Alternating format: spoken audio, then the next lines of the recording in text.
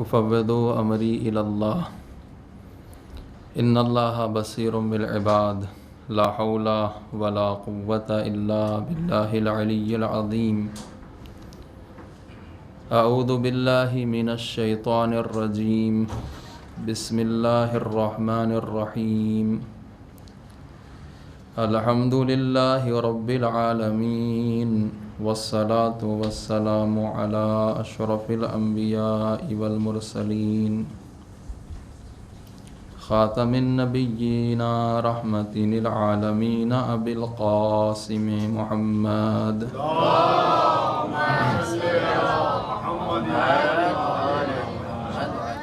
وآلہ الطیبین الطاہرین المعصومین المظلومین لا سیما بقیت اللہ فی الارضین اما بعد فقد قال الامام جعفر الصادق علیہ السلام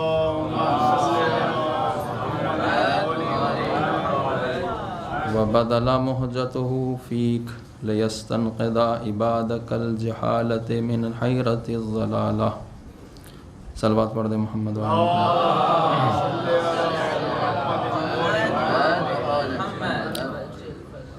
شب جمعہ، شب زیارت سید الشہداء آقا ابا عبداللہ الحسین علیہ السلام، اور ایام اربعین کا آغاز ہے. اور پتہ نہیں یہاں پر کیا روایت ہے. حیدرآباد میں آج 17 صفر کو امام رضا علیہ السلام کی شہادت منائی جاتی ہے.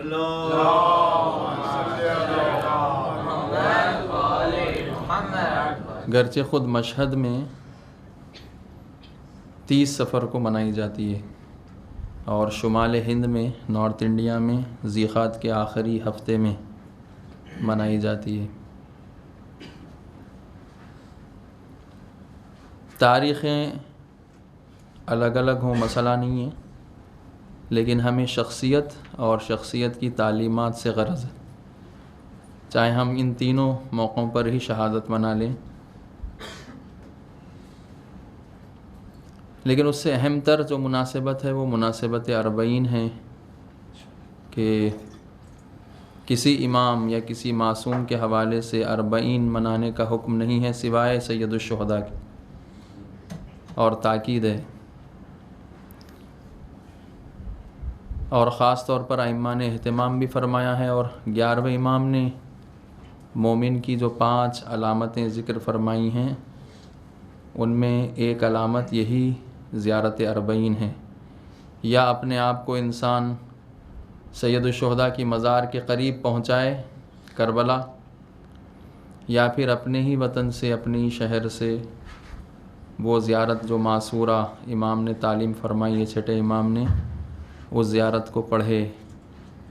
اور ابھی میں نے جو اپنا سرنامہ قرار دیا اسی زیارت کا ایک فقرہ ہے، جس میں چھٹے امام فرماتے ہیں کہ وَبَدَلَ مُحْجَتَهُ فِيكَ لِيَسْتَنْقِذَ عِبَادَكَ الْجَهَالَةَ مِنْ حَيْرَةِ الضَّلَالَةِ، جس میں ایک تو سید الشہداء کے مقصد کو بھی واضح کیا گیا ہے، اور عزاداران سید الشہداء کے لیے ایک منشور اور ایک گائیڈ لائن دی گئی ہے، جس میں امام فرماتے ہیں کہ وَبَدَلَ مُحْجَتَهُ فِيكَ، آپ نے اپنا خون جگر بہایا، نچھاور کیا اللہ کی راہ میں. کس لیے؟ لِيَسْتَنْقِذَ عِبَادَكَ الْجَهَالَةِ مِنْ حَيْرَةِ الضَّلَالَةِ، تاکہ اللہ کے بندوں کو، بندگان خدا کو جہالت سے اور ضلالت سے، گمراہی سے نجات عطا فرمائے. سید الشہداء کے قیام کا ایک مقصد لوگوں کو جہالت سے اور ضلالت سے نجات دینا تھا. یہ زیارت اربعین میں چھٹے امام نے فرمایا ہے. اور اربعین وہ موقع ہے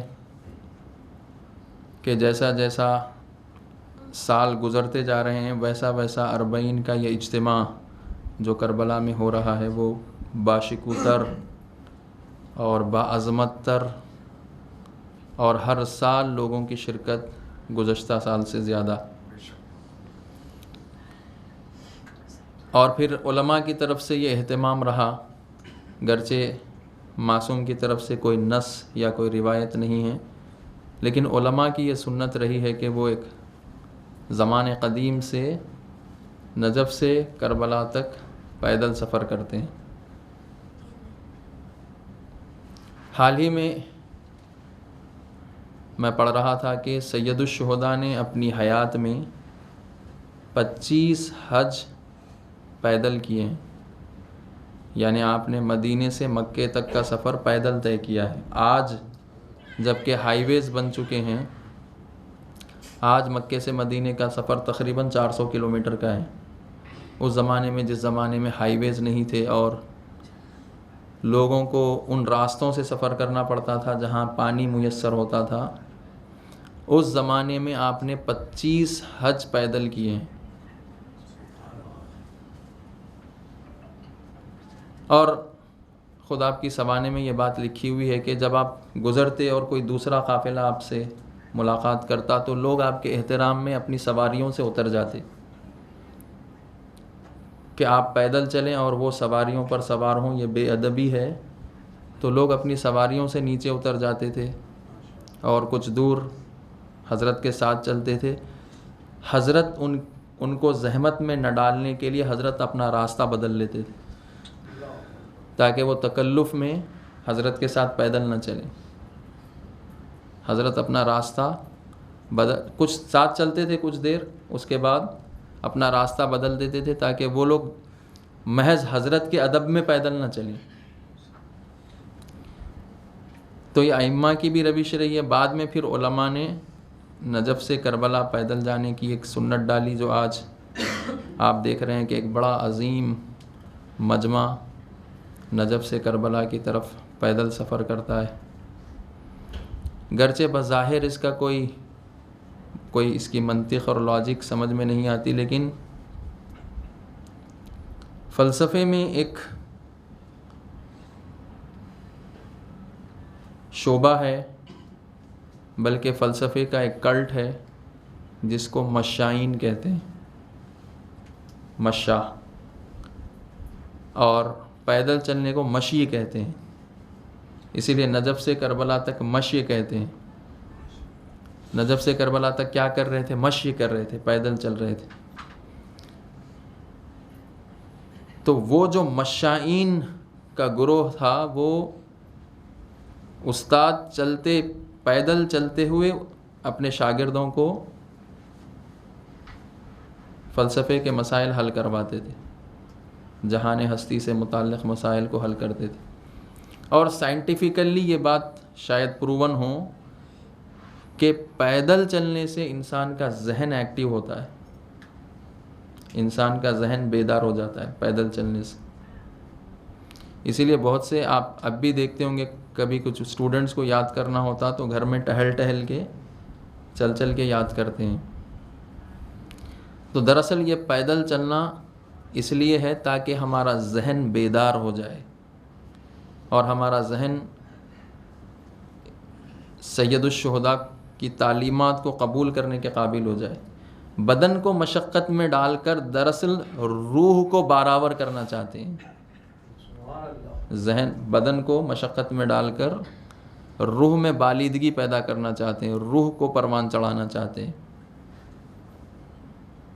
اور روایتوں میں ہے کہ افضل الاعمال احمزھا، بہترین عمل وہ ہے جس میں مشقت زیادہ ہو. البتہ وہ مشقت جو قابل تحمل ہے، ناقابل تحمل مشقت اللہ بندوں پر ڈالتا ہی نہیں ہے. لا یکلف اللہ نفسا الا وسعها، اللہ بندوں پر اتنا بوجھ ڈالتا ہی نہیں ہے جتنا وہ برداشت نہیں کر سکتے. البتہ یہ اجتماع جو اربعین کا عظیم اجتماع ہے، یہ فقط پیدل چلنے یا پھر زائرین کا جو الٹیمیٹ مقصد ہوتا ہے وہ یہ کہ جائیں اور زری کو چوم لیں اور کچھ ماتم کر لیں اور پرسہ دے دیں اور بس. یہ بالکل ابتدائی مقصد ہے. ائمہ نے جو تاکید فرمائی تھی کہ 40 میں ایک بڑا اجتماع ہو، پوری دنیا کے مسلمان جمع ہوں، وہ محض اس مقصد کے لیے نہیں ہے کہ زائر جا کر فقط. اور بہت سے زائر تو یہ سمجھتے ہیں کہ اگر انہوں نے ذریعہ مبارک کو نہیں چوما تو ان کی زیارت ہی نہیں ہوئی، جبکہ ان ایام میں بزرگوں کے لیے تو محال ہے. جو بزرگ ہیں وہ ذریعہ تک پہنچ جائیں ان ایام میں، 18، 19، 20 محال ہے. جوان نہیں پہنچ سکتے چہ بسا بزرگ. کبھی فرصت سے انشاءاللہ زیارت کا فلسفہ بیان کیا جائے گا کہ زیارت کو جانا کیوں ہے.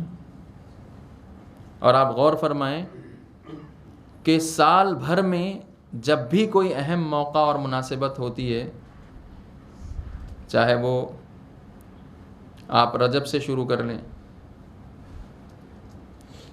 شب بعثت ہو، یا پھر شب نیمہ شعبان ہو، شب قدر ہو، ماہ رمضان میں شب قدر ہو، یا پھر شب عید الفطر ہو، یا عید الفطر ہو، یا عید الاضحیٰ ہو، تمام اہم مناسبتوں میں کسی کی زیارت کی تاکید نہیں کی گئی ہے. اگر زیارت کی تاکید کی گئی ہے تو وہ سید الشہداء کی گئی. اگر زیارتوں میں سب سے افضل ترین زیارت کسی کی ہونی چاہیے تھی تو وہ رسول اللہ کی ہونی چاہیے تھی، لیکن اتنی تاکید رسول اللہ کی زیارت پر نہیں کی گئی ہے جتنی تاکید سید الشہداء کی زیارت پر کی گئی ہے. وہ اس لیے کہ تاکہ سال بھر یہ نہ ہو کہ ہم محرم آئیں تو استقبال کریں اور محرم ایام ازاں چلے جائے تو پھر ودا کر کے خاموش ہو جائیں اپنی جگہ. نہیں، سال بھر موقع بموقع حسین ابن علی کی یاد کو، حتیٰ ہر شب جمعہ، ہر ہفتے ہر شب جمعہ امام حسین کی زیارت کو اگر جانا میسر ہو تو جائے، اگر جانا میسر نہ ہو تو اپنے ہی گھر سے، اپنے ہی چھت سے سلام بھیجے سید الشہداء کو، تاکہ سال بھر سید الشہداء کے مقاصد بندوں کے ذہنوں میں تازہ رہیں.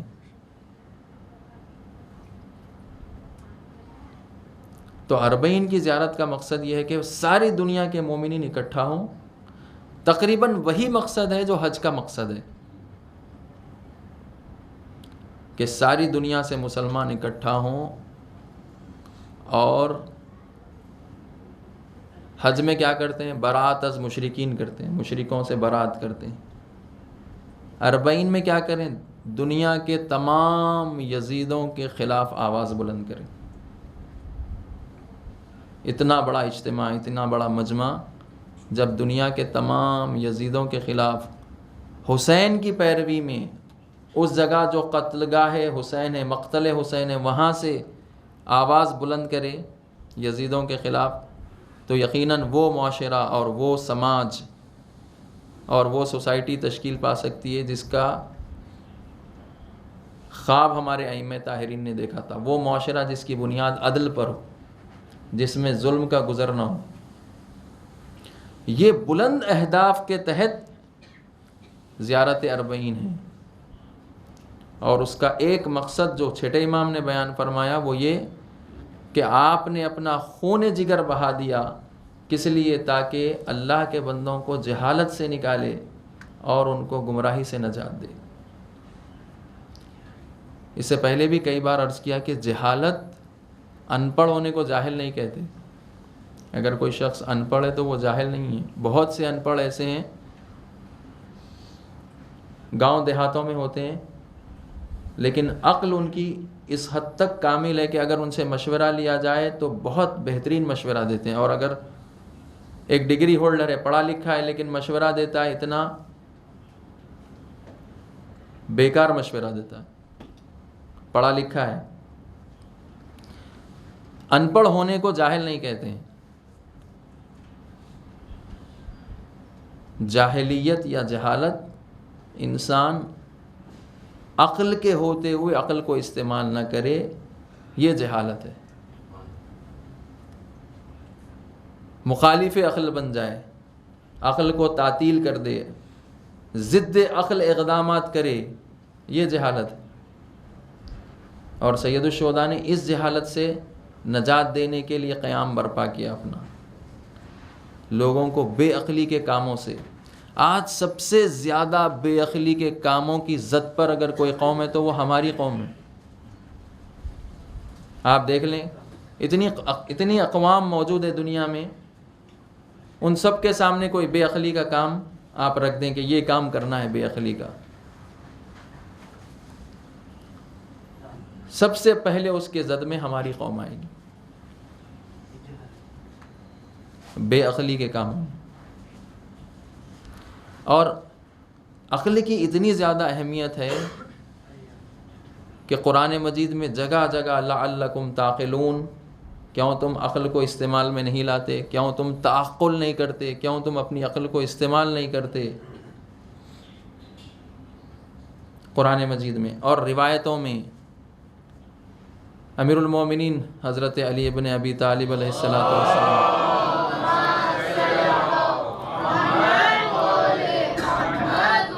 فرمایا کہ سب سے بڑا سرمایہ اگر انسان کے پاس موجود ہے تو وہ عقل ہے۔ عقل انسان کے پاس سب سے بڑا سرمایہ۔ آج جتنی فرقہ واریت، نفرتیں پھیلی ہوئی ہیں، یہ کس کی جانب سے پھیلائی ہوئی ہیں؟ نفرتیں جو پھیلاتے ہیں لوگ، وہ زیادہ تر مذہبی افراد ہوتے ہیں۔ مذہب کے نام پر، فرقے کے نام پر نفرتیں پھیلاتے ہیں اور لوگوں میں دشمنیاں ایجاد کرتے ہیں، اور پھر خون ریزی ہوتی ہے۔ کیوں؟ اس کی ایک اہم وجہ یہ ہے کہ جو لوگ فرقوں کی سبقت میں لگے ہوئے ہیں کہ ہمارا فرقہ آگے ہے یا ہمارا فرقہ آگے ہے، فرقوں کے تعصب میں عقل کو تعطیل کر دیتے ہیں۔ فرقوں کا تعصب انہیں عقل کو استعمال کرنے کی اجازت نہیں دیتے، جس کے نتیجے میں نفرتیں عام ہوتی ہیں، جس کے نتیجے میں وہ جو خدا کا حکم ہے قرآن مجید میں، لا تفرقوا، تم فرقہ مت ہو جاؤ، فرقے مت بناؤ، اور نہ ان جیسوں کے جیسے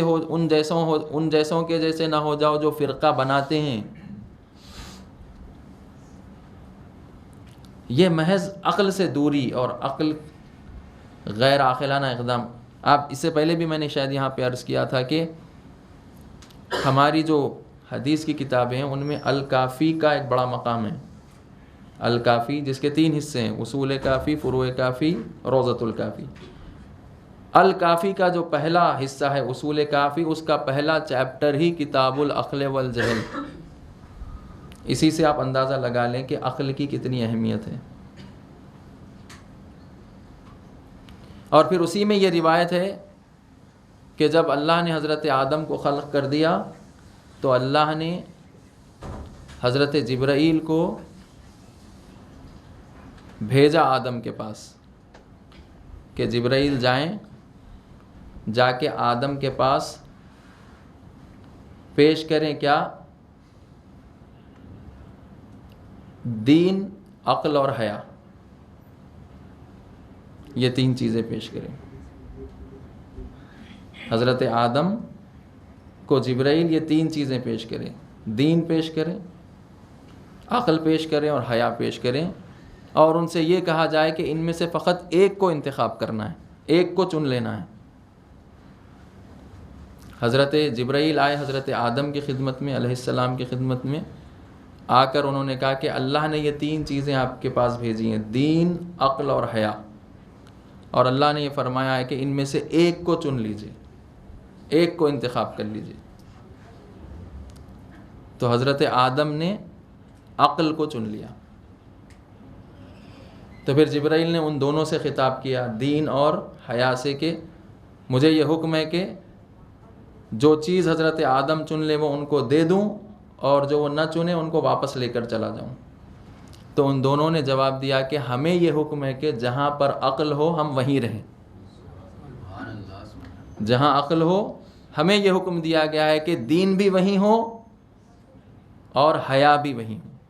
اور اگر کہیں دین ہو لیکن دین کے نام پر نفرتیں پھیلائی جا رہی ہوں، اس کا مطلب وہاں پر عقل موجود نہیں ہے۔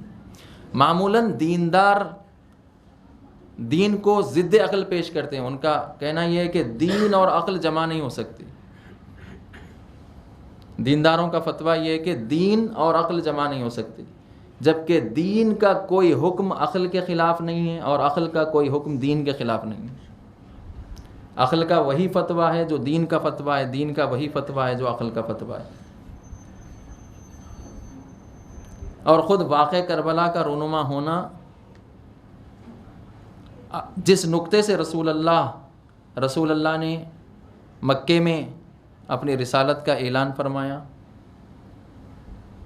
13 سال مکے میں رہے اور پھر ہجرت کر کے مدینہ آ گئے خدا کے حکم سے.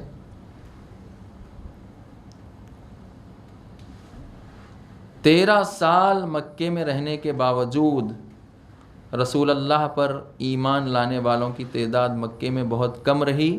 اور پھر وہ کام جو اللہ رسول اللہ سے کروانا چاہ رہا تھا، ایک ایسی حکومت کا قیام جس کی بنیاد عدل پر ہو، وہ مکے میں ہو ہی نہیں سکی. اسی لیے اللہ نے حکم دیا کہ آپ مدینہ ہجرت کر جائیے. رسول اللہ مدینہ تشریف لائے. مدینے میں وہ بات ممکن ہوئی، مکے میں ہرگز نہیں ہوئی وہ، کیونکہ جاہلیت کی جڑیں اتنی مضبوط تھی مکے میں. اور پھر یہی مکہ 4 مہینے 5 دن سید الشہداء مکے میں رہے اپنے قیام سے پہلے. صبح و شام یہ اہل مکہ کو اور مکے میں آنے والوں کو دعوت دیتے رہے اپنے قیام میں شامل ہونے کی، لیکن کوئی ایک فرد بھی شامل نہیں.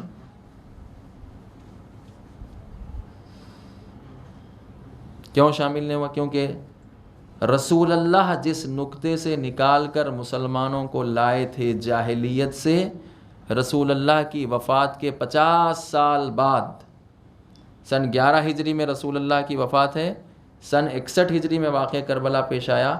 عین 50 سال بعد امت اسی نقطے پر پہنچ گئی جہاں سے رسول اللہ اس کو نکال کر لائے تھے، جاہلیت.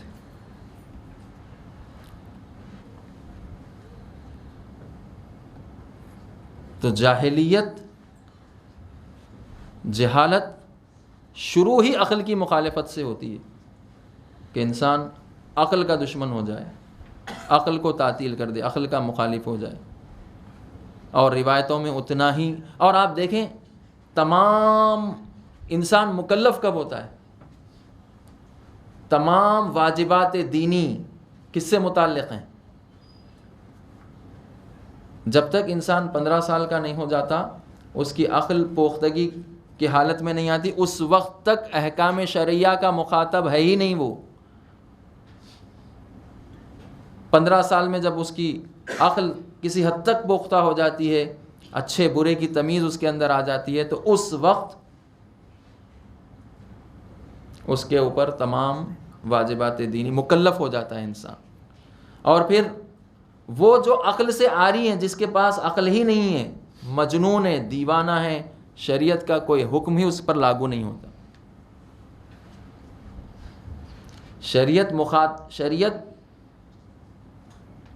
شریعت کے واجبات تمام کے تمام کا مخاطب انسان عاقل ہے. دیوانے پر کچھ نہیں ہے. دیوانے پر نہ کوئی نماز واجب ہے، نہ روزہ واجب ہے، نہ حج واجب ہے، نہ کوئی چیز نہ کوئی حرام اس کے لیے حرام ہے، جس کے پاس عقل نہیں ہے. اور پھر اجر اللہ کی طرف سے، کیونکہ عقل کے درجات ہیں، اللہ کی طرف سے جو اجر بھی ملنے والا ہے بندوں کو ان کی عبادتوں کی انجام دہی کے نتیجے میں، وہ اجر بھی انسان کے عقل کے مطابق ہے. چھٹے امام جعفر صادق علیہ السلام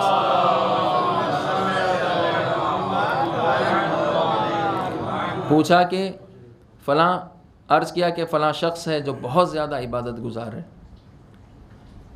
تو آپ نے فرمایا کیا تم نے اس کی عقل کو پرکھا ہے کہ اس کی عقل کیسی ہے؟ کیونکہ عبادتوں کا اجر اور اس کی جزا انسان کی عقل کے مطابق ہے.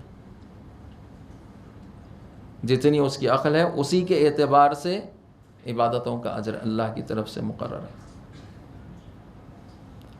تو عقل کے بغیر دین اگر عقل کے بغیر دین کو سمجھا جائے گا تو نتیجے میں فرقہ واریت، دشمنی، نفرتیں پھیلیں گی. عقل کو تعطیل کر دیا جائے تو مخاطب ہی عاقل ہے، شریعت کا مخاطب ہی عاقل ہے. اور عاقل شخص کے، چونکہ آج اگر ہم یہ مان لیں کہ آج 8ویں امام کی شہادت کا دن ہے تو 8ویں امام نے عاقل کی 10 نشانیاں بیان کی ہیں. اگر کوئی شخص عاقل ہے تو اس کے اندر یہ 10 نشانیاں دیکھو. جیسا 11ویں امام نے مومن کی 5 نشانیاں بیان کی، ان میں سے ایک زیارت اربعین ہے، ویسے ہی امام رضا علیہ السلام نے عاقل شخص کی 10 علامتیں بیان کی ہیں. ایک صلوات پڑھ دیں.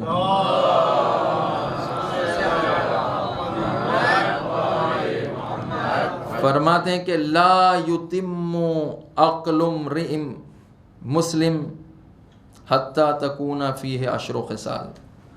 مرد مسلمان کی عقل کامل نہیں ہوتی جب تک کہ اس کے اندر یہ 10 خصلتیں نہ ہوں. مرد مسلمان کی عقل کامل نہیں ہوتی جب تک کہ اس کے اندر یہ 10 خصلتیں نہ ہوں.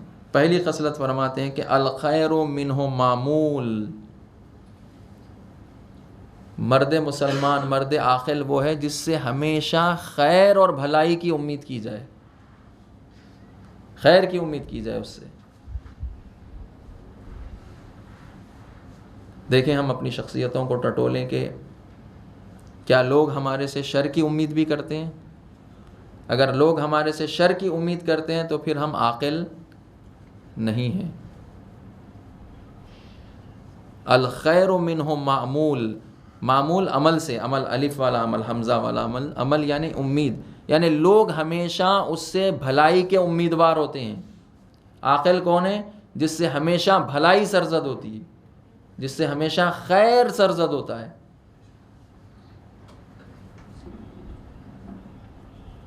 والشر منہ مامون، یہ دوسری خصلت. اور لوگ اس کے شر سے محفوظ اور مامون رہتے ہیں.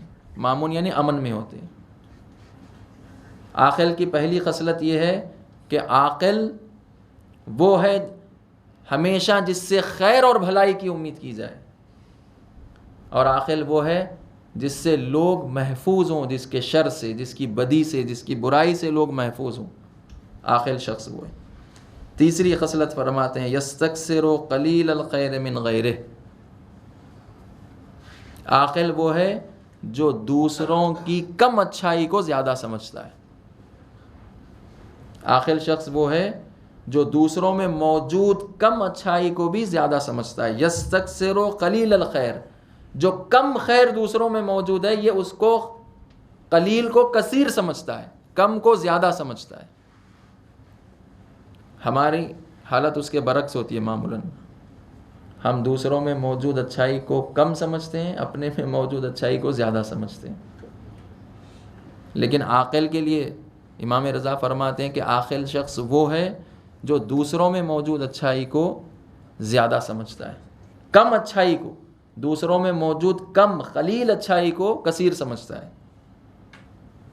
وَيَسْتَقِلُّ كَثِيرَ الْخَيْرِ مِن نَفْسِهِ، یہ چوتھی خصلت. اور اپنے اندر موجود زیادہ اچھائی کو کم سمجھتا ہے، دوسرے کے اندر موجود کم اچھائی کو زیادہ سمجھتا ہے اور اپنے اندر موجود زیادہ اچھائی کو کم سمجھتا ہے. معمولاً ہم برعکس ہیں.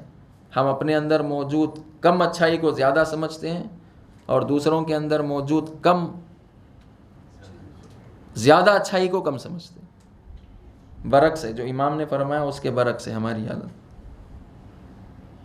لا یسأم من طلب الحوائج الیہ. اور لوگ جب آ کر اس سے حاجتیں اپنی طلب کرتے ہیں، اپنی ضرورتیں پوری کرنا چاہتے ہیں تو اکتاتا نہیں، چڑچڑا نہیں ہو جاتا، دل تنگ نہیں ہو جاتا.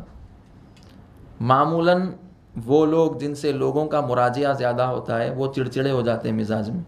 آپ دیکھیں جو آفسوں میں بیٹھے ہوئے ہوتے ہیں، جن کا سروکار لوگوں سے زیادہ ہوتا ہے، ان کے مزاج چڑچڑے ہو جاتے ہیں.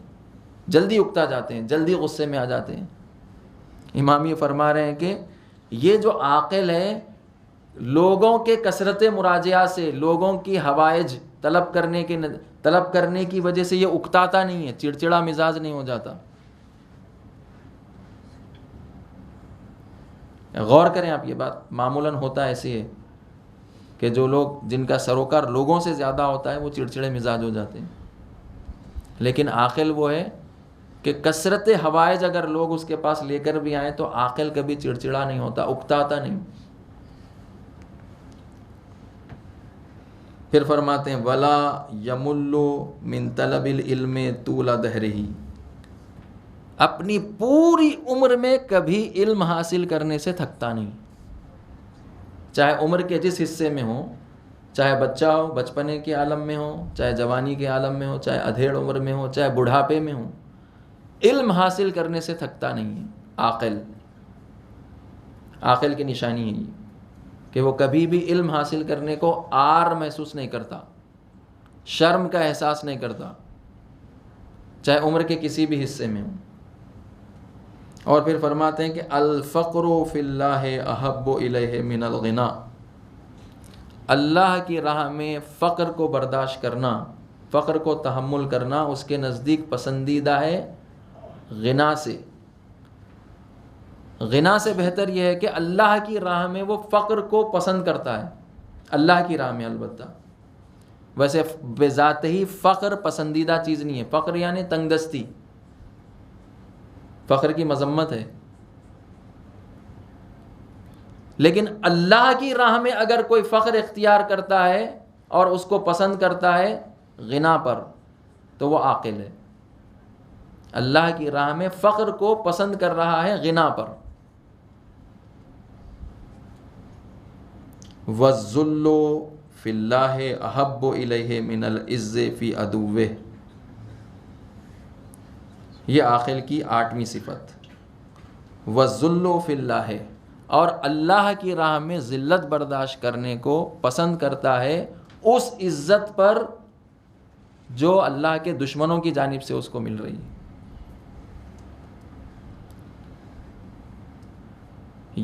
یہ وہ قدر ہے جس کو سید الشہداء نے واقعہ کربلا میں یہ ویلیو معمولاً اب معاشرے میں مفقود ہے، یعنی معاشرے میں موجود نہیں ہے۔ وہ ویلیو کیا ہے؟ اللہ کی خاطر دشمنیاں مول لینا۔ ہماری دشمنیاں کیوں ہوتی ہیں؟ اس نے میری بے عزتی کر دی، اس نے میری جائیداد پر قبضہ کر لیا، اس نے میرا حق غصب کر لیا۔ ہماری دشمنیوں کی بنیاد یہ ہے، جب بھی کوئی ہماری شخصیت یا ہماری شخصیت سے متعلق یعنی ہماری ذات اور ذات سے متعلق کسی بھی چیز پر حملہ آور ہوتا ہے ہم اس کے دشمن بن جاتے ہیں۔ امام یہ فرما رہے ہیں کہ اللہ کی راہ میں دشمنیاں مول لینا اس کے نزدیک پسندیدہ ہے اس عزت سے جو اللہ کے دشمنوں کی جانب سے اس کو مل رہی۔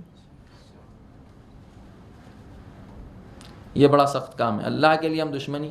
اور خطبہ مینا میں سید الشہداء نے یہ فرمایا تھا، خطبہ مینا میں واقعہ کربلا سے 1 سال پہلے آپ نے تمام اس زمانے کے سرشناس افراد، صاحب نفوذ افراد معاشرے میں جن کا اثر و رسوخ ہوتا ہے، ان کو مینا میں جمع کر کے ایک تفصیلی خطبہ ارشاد فرمایا تھا جو خطبہ مینا کے نام سے کتابوں میں محفوظ ہے۔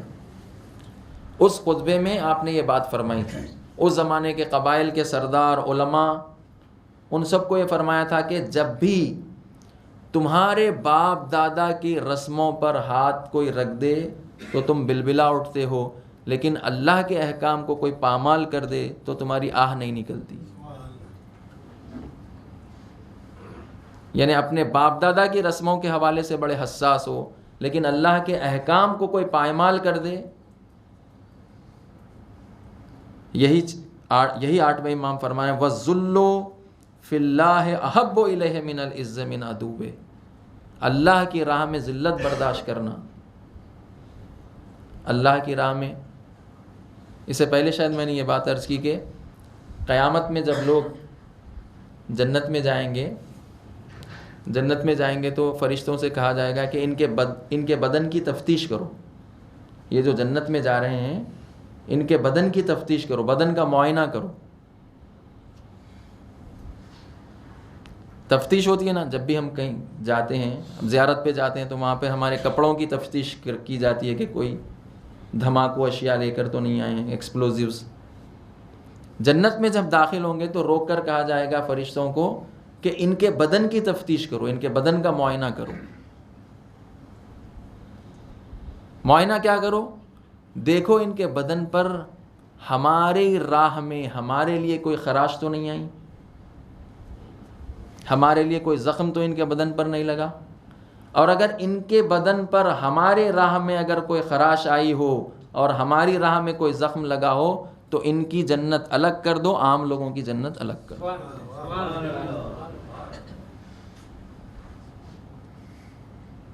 اللہ کی راہ میں جن کے بدن پر خراش آئی ہو، ہم لوگوں کی ٹیڑھی نگاہ برداشت کرنا نہیں چاہتے. اللہ کی راہ میں زخم تو دور کی بات ہے، لوگ اگر ہم کو ٹیڑھی نگاہ سے دیکھ لیں، کس وجہ سے؟ کیونکہ ہم نے خدا کے کسی حکم کی خاطر قیام کیا ہے. لوگ ہم کو تانے کستے ہیں، ٹیڑھی نگاہوں سے دیکھتے ہیں. ضرب و شتم کی بات تو دور کی ہے. امام یہ فرما رہے ہیں کہ عاقل وہ ہے جو اللہ کی راہ میں ملنے والی ذلت کو پسند کرتا ہے اس عزت سے جو اللہ کے دشمنوں کی طرف سے اس کو ملی. آپ آج ہندوستان کی حالت دیکھیں، لوگ کوشش میں لگے ہوئے ہیں کہ کسی طرح ان کو حکومت میں کچھ مقام مل جائے، چھوٹا ہی صحیح، اللہ کے دشمنوں کے نزدیک کوئی مقام ان کو حاصل ہو جائے. اور اس دوڑ میں شیعہ علماء آگے ہیں، چاہتے ہیں کہ اللہ کے دشمنوں سے کوئی ان کو مقام مل جائے، اللہ کے دشمنوں سے ان کو کوئی عزت مل جائے. لیکن اگر عاقل ہوتے اور یہ حدیث وہ پڑھے ہوئے ہوتے تو کبھی اللہ کے دشمنوں سے ملنے والی عزت کو عزت نہیں سمجھتے. عاقل وہ ہے جو اللہ کی راہ میں ذلت کو پسند کرتا ہے اس عزت سے جو اللہ کے دشمنوں کی جانب سے اس کو ملے. یہ 8ویں خصلت. 9ویں خصلت والقمول اشہا الیہ من الشہرا. گمنامی کو پسند کرتا ہے شہرت پر، گمنام رہنا پسند کرتا ہے. یعنی اپنی شہرت کے لیے کوئی کوشش نہیں کرتا. اللہ کا وعدہ ہے کہ جو اللہ کی راہ میں کوشش کریں گے اللہ ان کو گمنام رہنے نہیں دے گا. یہ اپنی طرف سے کوشش نہیں کرتا. آج پوری کوشش کیا ہے؟ کوئی کار خیر کرتے ہی فوراً سیلفی اس کی بنائی جائے اور فوراً واٹس ایپ پہ فیس بک پہ اپلوڈ کر دیا جائے.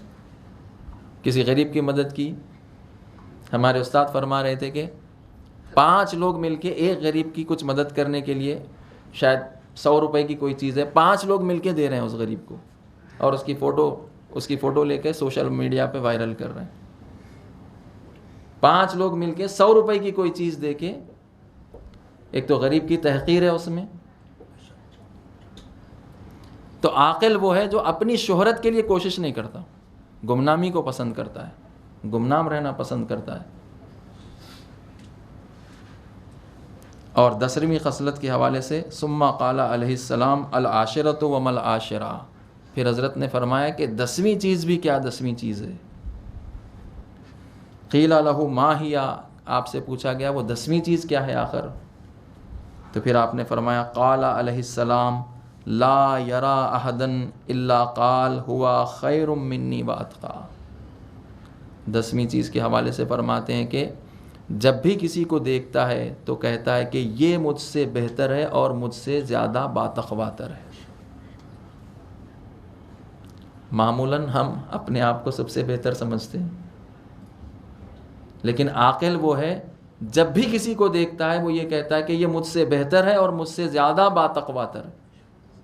یہ 10 صفتیں، یہ 10 خصلتیں 8ویں امام نے عاقل شخص کی بیان کی ہے. کہ عاقل کون ہے؟ ہمیشہ جس سے خیر کی امید کی جائے، ذرہ برابر بدی کی امید اس سے نہ کی جائے، ہمیشہ خیر کی امید کی جائے. جس سے شر کی امید ہو. بعض لوگ ہوتے ہیں سرشناس افراد ہوتے ہیں بعض قوموں میں کہ ہمیشہ آپ متمنی رہتے ہیں کہ یہ اگر آ گیا تو بس اب شر پیدا ہوگا. لیکن امام فرما رہے ہیں عاقل وہ شخص ہے جس سے ہمیشہ خیر اور بھلائی کی امید کی جاتی ہے، اور عاقل وہ شخص ہے جس کے شر اور برائی سے اور اس کی بدی سے لوگ محفوظ ہیں، امن میں ہیں، اس کے شر سے بچے ہوئے ہیں.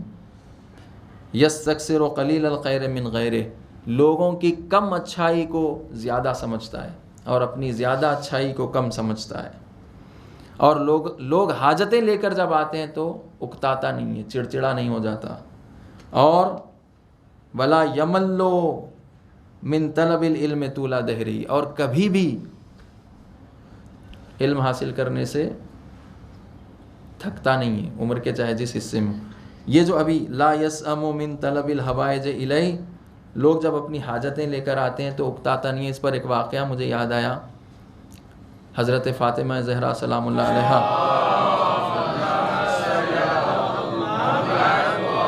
کی خدمت میں ایک عورت حاضر ہوئی. اس نے آ کر کہا کہ میری ماں بیمار ہے، اس نے ایک سوال آپ سے پوچھا ہے، آپ اس کا جواب دے دیجئے.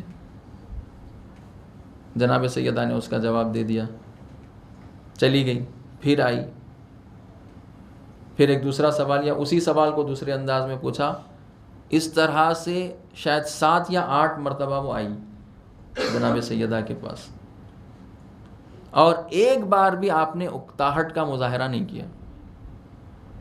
ایک بار بھی آپ نے یہ نہیں کہا کہ ایک ہی مرتبہ میں سارے سوال کر لو، بار بار آنے کی ضرورت نہیں ہے. جب وہ آئی بڑی خندہ پیشانی سے، بڑے صبر اور تحمل سے، بغیر اکتائے کے جواب دے دیا. تو اس نے کہا کہ میں نے آپ کو بہت پریشان کیا، میں معذرت خواہ ہوں، میں معافی چاہتی ہوں، میں نے آپ کو بہت تنگ کیا. تو آپ نے فرمایا کہ میں تو ذرا برابر تنگ نہیں ہوئی، ذرا برابر نہیں اکتائی. کیونکہ اس لیے نہیں اکتائی میں کہ اگر صبح سے شام تک اگر کوئی مزدور کام کرتا ہے تو وہ کس امید میں کرتا ہے کہ شام جب ہوگی تو اس کو اجر مل جائے گا، اجر اس کے ہاتھ آ جائے گا. تو یہ جو سوالات تم کر رہی ہو، یہ تمہارے سوالات کرنا میرے اجر کو بڑھا رہا ہے، تمہارے سوالات میرے اجر کو بڑھا رہا ہے. تو اجر کی طلب میں کوئی مزدور جیسے جیسے اجرت ملنے کا موقع آتا ہے تو اس کی خوشی میں اضافہ ہوتا ہے، اکتاتا نہیں ہے. اور پھر الفقر فی اللہ احب الیہ من الغنی، اور اللہ کی راہ میں فقر، تنگدستی کو اگر برداشت کرنا پڑے اللہ کی راہ میں، یہ خاص طور پر طالب علم برداشت کرتے ہیں. آج کل قم میں جو طالب علم ہیں ہماری توجہ نہیں ہے، بڑی مشکلات. البتہ وہ نہ کہیں آ کر، یہاں والے کہیں ان کے لیے تو وہ بہتر ہے. کیونکہ ہمارے استاد فرما رہے تھے ایک بار وہ ایک گاؤں میں گئے مجلس پڑھنے کے لیے، تو وہاں پر ایک صاحب طالب علموں کے مصائب پڑھنا شروع کر دیے. بانی مجلس جو تھے تو کہنے لگے کہ میں جانتا ہوں آپ لوگوں کی مشکلات کیا ہے. تو انہوں نے کہا کہ کیا ہے ہماری مشکلات؟ تو کہا ہے کہ اگر آپ لوگ صبح کھاتے ہیں تو شام کا پتہ نہیں کہ شام میں بھی کھانا ملے گا یا نہیں ملے گا. آپ لوگوں کے ایک ہی جوڑا کپڑا ہوتا ہے، وہ اسی ایک دھوتے ہیں اور ایک پہنتے ہیں. تو انہوں نے کہا کہ یہ باتیں آپ سے کس نے کہیں؟ تو کہا کہ آپ سے پہلے ایک طالب علم قم سے آئے تھے، وہ سب یہ بیان کر رہے تھے، تو میں نے ان سے سنی یہ سب باتیں. تو کہا کہ ایسا بھی نہیں ہے، اتنی زیادہ مشکلات بھی نہیں ہیں. مشکلات ہیں ضرور لیکن اتنی نہیں ہے جتنی انہوں نے بیان کی ہیں. مشکلات اپنی جگہ ضرور ہیں لیکن اتنی نہیں ہے جتنی انہوں نے بیان کی ہیں. تو وہاں والے نہ بیان کریں، لیکن جو لوگ یہاں پر ہیں وہ ان کے لیے بیان کریں تو کوئی مسئلہ نہیں ہے کہ واقعاً وہ بہت زحمت میں ہوتے ہیں. وہاں پر شہریہ اتنا دیا جاتا ہے کہ انسان بس بھوک سے مرے نہیں.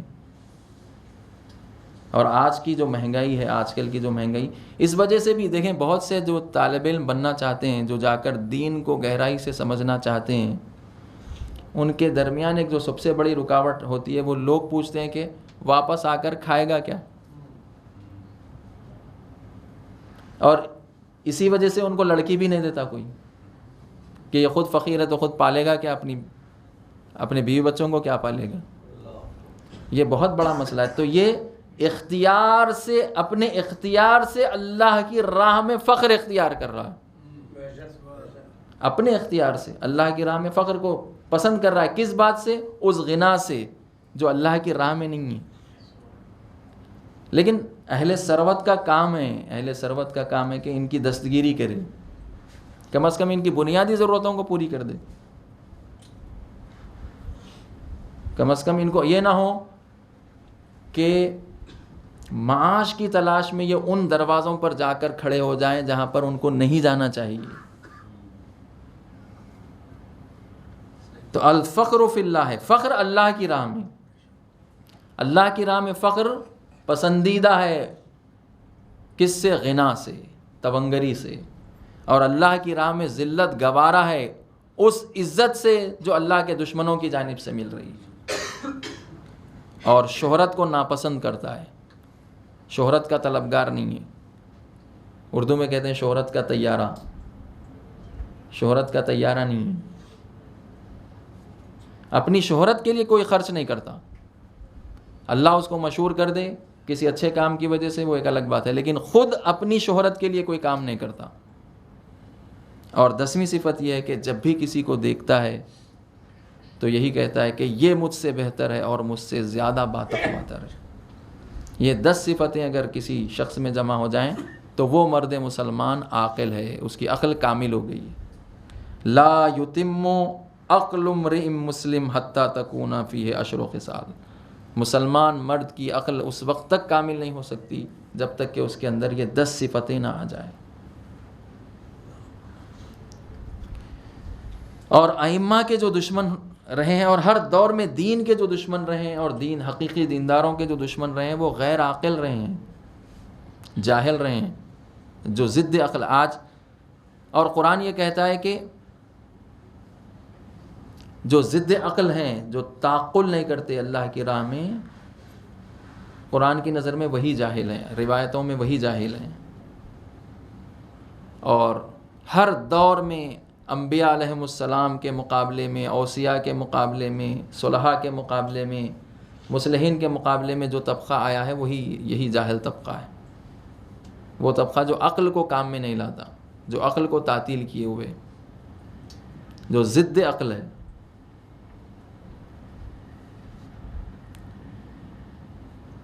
کربلا میں بھی ایسے ہی جمع ہوئے. تابختی کے یہ زمانہ 8ویں امام کا جب زمانہ آیا، 8ویں امام کے زمانے سے لے کر 10ویں امام کا زمانہ، یہ بہت ہی پرآشوب زمانہ. اور سب سے زیادہ اگر شیعہ کسی زمانے میں کنفیوز رہے ہیں تو اسی دور میں رہے ہیں. 8ویں امام کے زمانے سے 10ویں امام کے زمانے میں یہ کنفیوژن اوج پہ پہنچ گیا. کیوں؟ کیونکہ اسی زمانے میں حکومت کی جانب سے فرقہ سازی کی گئی. تشیع کے مقابلے میں جعلی فرقے بنائے گئے. جعلی فرقے بنا کر تشیع کو کمزور کرنے کے لیے بنی عباس نے یہ کام کیا. آپ 7ویں امام کی شہادت واقع ہوئی. 7ویں امام کی شہادت واقع ہوتے ہی 7ویں امام کا پیسہ جو آپ کے وکلاء کے پاس رکھا ہوا تھا، انہوں نے اس پیسے کو غبن کرنے کے لیے، پیسے کو دبانے کے لیے انہوں نے یہ اعلان کر دیا کہ 7ویں امام کی شہادت ہی نہیں ہوئی. وہ غیبت میں چلے گئے. غیبت میں چلے گئے. 6 مہینے کے بعد وہ غیبت سے واپس آ جائیں گے. محض کس لیے؟ کیونکہ 8ویں امام نے ان سے حساب پوچھا پیسوں کا، کہ وہ پیسے کہاں ہیں، رقومات شریعہ جو تم نے ہمارے بابا کے زمانے میں جمع کیے تھے. تو پیسوں کو دبانے کے لیے انہوں نے کیا کیا؟ کہا کہ 7ویں امام غیبت میں چلے گئے ہیں، وہ 6 مہینے کے بعد غیبت سے واپس آ جائیں گے. 6 مہینے گزر گئے، غیبت سے واپس نہیں آئے کیونکہ شہادت واقع ہو چکی تھی. تو کہا کہ نہیں، وہ امامت کا سلسلہ ہی رک گیا ہے، امامت کا سلسلہ متوقف ہو گیا. وہیں سے وہ فرقہ بنا جس کو واقفیہ کہتے ہیں، جو اس بات کا قائل ہے کہ 7ویں امام پر امامت کا سلسلہ موقوف ہو گیا، رک گیا، وقف ہو گیا. اسی سے یہ واقفیہ کا سلسلہ چلا. اور پھر اس زمانے میں جو ضعیف الاعتقاد شیعہ ہوتے تھے، ایک بڑی تعداد، کہتے ہیں کہ 10ویں امام کے زمانے میں شیعوں کی تعداد کم ہو گئی، واقفیہ کی تعداد زیادہ ہو گئی. کنفیوژن کا زمانہ. اور وہیں سے غلو 8ویں امام کے زمانے سے ہی، 7ویں امام کے زمانے سے ہی غلو شیعوں میں شروع ہو گیا. غلو ائمہ کو مقام الوہیت تک پہنچا دینا، یا پھر ائمہ کے لیے ان صفات کا قائل ہو جانا جو اللہ میں موجود ہے، اللہ کی صفتوں کو ائمہ سے منسوب کر دینا. غلو در ذات، غلو در صفات. اس فرقے کو 10ویں امام نے نام دیا تھا ممتورہ. اس سے پہلے بھی آپ نے سنا ہوگا ممتورہ. ممتورہ مطر، اب بارش ہو رہی، مطر بارش کو کہتے ہیں. ممتورہ اس کتیا کو کہتے ہیں جو بارش میں بھیگ جائے. یہ کتیا جب بھیگ کر جا کر کہیں اپنا بدن جھٹکتی ہے تو بدن سے نکلنے والی چھینٹیں جہاں جہاں گرتی ہیں وہ چھینٹیں اس جگہ کو نجس کر دیتی ہیں. اس کو کہتے ہیں ممتورہ. بارش میں بھیگی ہوئی کتیا جو کسی ایسے مقام پر، خوش مقام پر جا کر اپنے بدن کو جھٹکے جس کے نتیجے میں وہ چھینٹیں نکلیں اور چھینٹیں جہاں جہاں گریں وہ اس جگہ کو نجس کر دے. تو امام نے فرمایا کہ یہ ممتورہ ہیں، یہ واقفیہ جو ہیں، یہ غالی، یہ غلو کرنے والے، ائمہ کو الوہیت تک پہنچانے والے، ائمہ کے لیے ان صفتوں کے قائل ہونے والے جو اللہ کے لیے مخصوص ہے، رازقیت و خالقیت، یہ ممتورہ ہیں. تو کسی نے پوچھا کیا کریں ہم، ان کا علاج کیا ہے؟ تو فرمایا کہ ان کا علاج یہ ہے کہ نہ تم ان کی محفلوں میں جاؤ، نہ ان کو اپنی محفلوں میں آنے دو. ان کا علاج یہ ہے نہ تم ان کی محفلوں میں جاؤ، کیونکہ وہ شیعہ بن کر آتے تھے، آ کر شیعہ ممبروں پر بیٹھ کر غلو پھیلاتے تھے ائمہ کی الوہیت کی بات. کیونکہ بنی عباس، اور ہر زمانے میں یہ رہا ہے، ابھی جو کوئین الزبتھ مری ہے ان کا کام ہی فرقہ سازی. مسلمانوں میں اتنے فرقے بنا دو کہ یہ آپس میں اتنے درگیر ہو جائیں کہ ہماری طرف توجہ کرنے کی ضرورت ہی نہ ہو. شروع سے پرانے زمانے میں بنی عباس یہ کام کرتے تھے، فرقہ سازی. آج سب سے زیادہ فرقہ سازی میں کوئی مبتلا ہے تو برطانیہ ہے، حکومت برطانیہ. آپ دیکھیں جتنے یہ غالی شیعہ ہیں آج بھی، یہ پورے، یہ ملکہ الزبتھ کے جب وہ مری تو اس کی تعزیت کے لیے بیانات انہوں نے جاری کیے. ہر دور میں بنی عباس نے کیوں فرقہ سازی کی؟ فرقہ سازی اس لیے کی تاکہ کوئی کرٹیکل ماس ان کے خلاف تیار نہ ہونے پائے، کوئی ایک محاذ آرائی ان کے خلاف نہ ہو. لوگ ہمیشہ بٹے رہیں مختلف فرقوں میں اور کوئی تحریک نہ بن پائے ان کے خلاف. اور کچھ مفاد پرست ہوتے تھے، وہ مفاد پرست کیا کرتے تھے، حکومت میں ان کو کوئی مقام مل جائے، جیسا آج ہندوستان کے شیعہ چاہ رہے ہیں کہ حکومت میں کوئی چھوٹا ہی صحیح ان کو مقام مل جائے حکومت میں. مفاد پرست. اور تیسرے ہوتے تھے اقتدار پرست. مفاد پرست پیسہ اکٹھا کرنے والے، کہیں سے بھی پیسہ مل جائے ان کو. اقتدار پرست حکومت میں کوئی مقام مل جائے. یہ تین طبقے ہر دور میں رہے ہیں اور آج بھی ہے.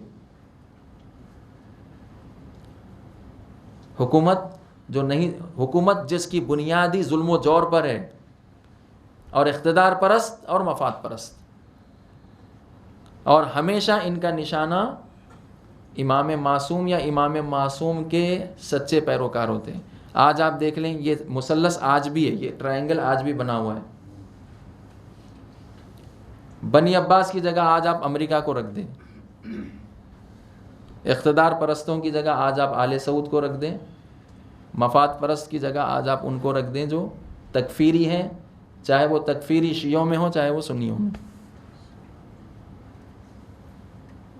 جو اپنے علاوہ کسی کو مسلمان نہیں سمجھتے اور چاہتے ہیں کہ کچھ مفاد حاصل ہو جائے.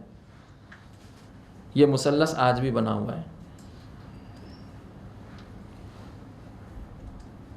تو امام نے سب سے زیادہ 8ویں امام اور 8ویں امام کے بعد کے جتنے ائمہ گزرے سب سے زیادہ ان غالیوں سے مقابلہ کیا اور شدید محاذ آرائی کی. ہماری مشکل یہ ہے کہ ائمہ نے جو کام کیا ہے ہم وہ کام کرتے نہیں ہیں، اور ائمہ نے جو کام نہیں کیا وہ کام کرنا چاہتے اور اس پر اصرار کرتے. ائمہ نے غالیوں سے شدید مقابلہ کیا، لیکن آج ہم غالیوں سے مقابلہ کرنے تیار نہیں، کیونکہ ہم یہ سمجھتے ہیں کہ غالیوں سے مقابلہ کریں گے تو ہماری تعداد میں کمی واقع ہو جائے گی، کم ہو جائیں گے ہم. قادیانی فرقے کا نام آپ نے سنا ہے؟ قادیانی فرقہ. قادیانی کہتے ہیں کہ رسول اللہ کے بعد ایک اور نبی آئے، مرزا غلام احمد قادیانی، جو پنجاب میں تھے. قادیان ایک جگہ ہے. ختم نبوت کے قائل ہیں قادیانی، لیکن حنفی فقہ کو فالو کرتے ہیں.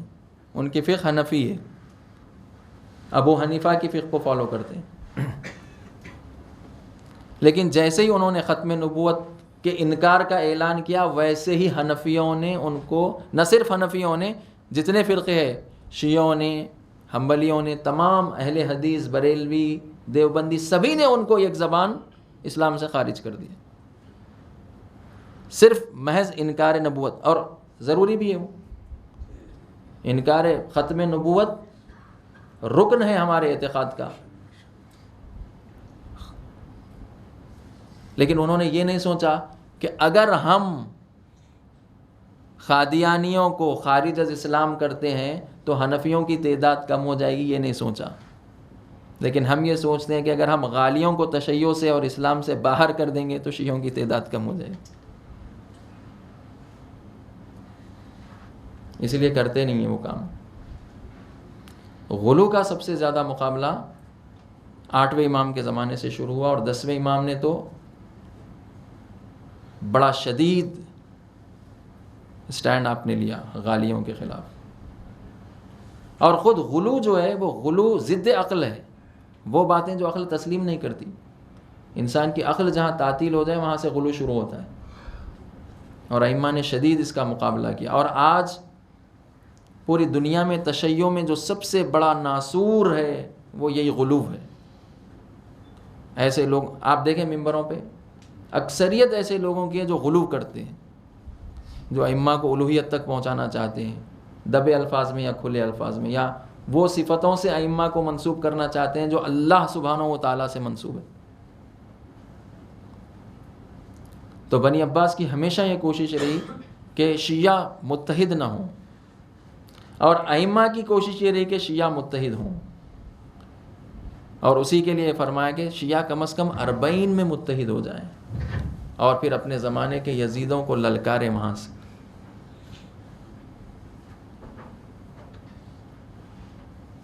امام رضا وہ واحد امام ہیں جس کی مزار عرب زمین پر نہیں ہے، جن کی مزار عرب زمین پر نہیں ہے، وہ عجم میں دفن ہوئے ہیں، خراسان میں. جبکہ آپ سے ہٹ کر جتنے ائمہ ہیں سب عرب، کوئی مدینے میں دفن ہے، کوئی کربلا میں دفن ہے، کوئی نجف میں دفن ہے، کوئی اس طرف عجم میں نہیں ہے. اور اسی لیے جب آپ کو بالجبر اور بالاکراہ مدینے سے لے جایا جا رہا تھا خراسان کی طرف، تو آپ نے اپنے تمام گھر والوں کو جمع کر کے فرمایا کہ مجھ پر گریہ کیا جائے، مجھ پر رویا جائے. کیوں رویا جائے؟ کیونکہ جب آپ کے والد کی شہادت ہوئی تھی بغداد میں، تو 4 حمال آپ کے والد کے جنازے کو حمل کر کے لائے تھے، اور لا کر جسر بغداد، پل بغداد پر رکھ دیا تھا، اور یہ اعلان ہوا تھا کہ یہ رافضیوں کا امام ہے، یہ مر چکا ہے، آؤ اور اس کی لاش کے ساتھ توہین کرو. اور کوئی 7ویں امام پر گریہ کرنے والا موجود نہیں تھا. اسی لیے 8ویں امام اپنی زندگی ہی میں ہی اپنے خاندان کے افراد کو جمع کر کے مدینے میں یہ فرما رہے ہیں کہ میں مدینے سے جا رہا ہوں، اور ایک ایسے مقام پر جا رہا ہوں جو میرے لیے غربت کی جگہ ہے، جہاں پر میرا کوئی چاہنے والا موجود نہ ہوگا. میری حیات ہی میں مجھ پر گریہ کر لو کہ میری شہادت کے بعد مجھ پر گریہ کرنے والا کوئی نہ ہوگا. اور پھر جب وہ موقع آیا کہ جب آپ کو خلیفہ وقت نے طلب کیا، تو آپ نے اپنے غلام ابا سلط سے فرمایا، اے ابا سلط، میں جا تو رہا ہوں، لیکن اگر میں واپس آؤں اور اس حالت میں آؤں کہ میرے سر پر کپڑا موجود ہو تو پھر میرا راستہ نہ روکنا، سمجھ لینا کہ مجھے زہر دے دیا گیا ہے۔ اور جب آپ آئے دربار سے تو آپ کے سر پر کپڑا موجود تھا، اس کا مطلب یہ ہے کہ آپ کو مسموم کر دیا گیا، زہر دے دیا گیا۔ ایک مرتبہ ابا سلط نے آپ کا راستہ نہیں روکا، آپ اپنے حجرے میں چلے گئے، اور اسی حجرے میں بے وطنی اور غریب الوطنی کے عالم میں امام رضا کی شہادت واقع ہو گئی۔ لیکن اعجاز کے ساتھ امام محمد تقی تشریف لائے اور آپ نے غسل و کفن کا اہتمام کیا، اور پھر بڑے باشکوہ انداز میں امام رضا کا جنازہ اٹھا اور وہاں دفن کر دیا گیا جہاں آج آپ کی مزار موجود ہے۔ ایک کثیر تعداد نے آپ کے جنازے میں شرکت کی، یہاں تک کہ خلیفہ وقت بھی آپ کے جنازے میں شریک ہوا۔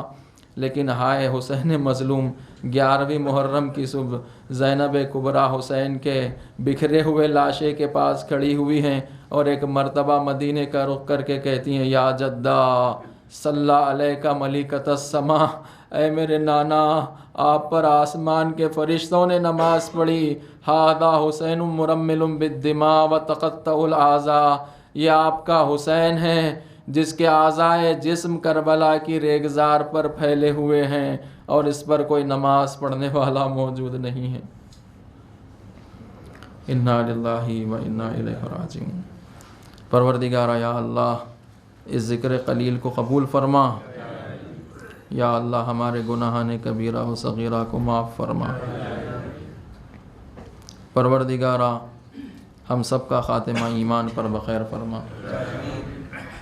پروردگارا جو بیمار ہیں ان کو شفاء کاملہ و عاجلہ عطا فرما، جو مقروض ہیں ان کے قرضوں کو ادا فرما، جو پریشان حال ہیں ان کے پریشانیوں کو دور فرما، جو بے علم ہیں ان کو علم نافع عطا فرما، جو بے اولاد ہیں ان کو اولاد صالح عطا فرما۔ پروردگارا ہم سب کو قرآن مجید پڑھنے، پڑھ کر سمجھنے، سمجھ کر اس پر عمل کرنے کی توفیق عطا فرما۔ پروردگارا محبت اہل بیت کی شمع جو ہمارے سینوں میں روشن ہے، ہر آن اس کی حدت تنویر میں اضافہ فرما۔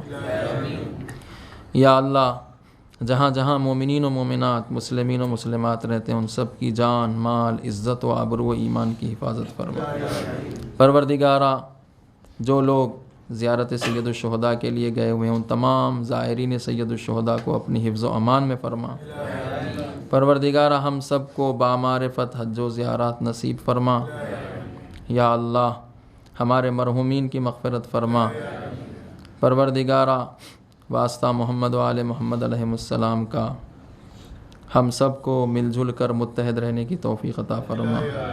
پروردگارا ہم سب کو ان خصلتوں کو اپنے اندر پیدا کرنے کی توفیق عطا فرما جو امام رضا علیہ السلام نے بیان فرمائی ہیں۔ پروردگارا ہمیں عقل کی پیروی کرنے کی توفیق عطا فرما، ہمیں جہل سے دور فرما، حضرت حجت کے ظہور میں تعجیل فرما، ہمیں حضرت کے ناصروں میں شمار فرما۔ ماتم حسین۔